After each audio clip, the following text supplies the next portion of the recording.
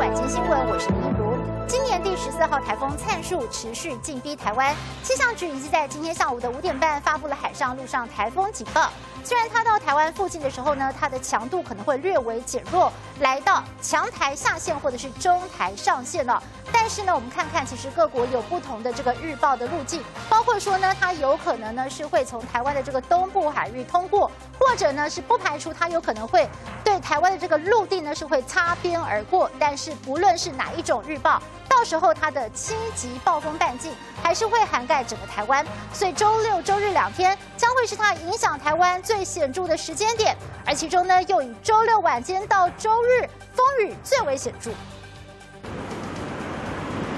一个长浪打上岸，立刻在岸边激起不小浪花。灿树台风进逼，让台东富冈渔港长浪一波波，不少渔船更是赶在大雨来前进港做防台，因为灿树威力不容小觑。7级暴风半径接下来将会笼罩全台，尤其周日风雨最显著，特别是在我们的北部还有东北部地区可能有局部豪雨等级以上的降雨。目前各国针对灿树台风路径分歧明显缩小，日本和美国预测它将沿台湾东部海域北上，但欧洲模式和台湾气象局预估，台风中心将有机会和台湾东部擦边球，而且还是不排除登陆可能。而以这样的路径来看，基隆北海岸东部和局部南台湾周六白天就会有间歇性雨势，到了晚间严防有局部大雨或豪雨，各地风雨都会越来越显著。等到了周日，整个中部以北宜花和各山区都要防大雨豪雨袭击，尤其北部、东北部不排除会有大豪雨，其中东台湾放台风假的几率全台最高。预报路径来看，确实距离东台湾是相当近的。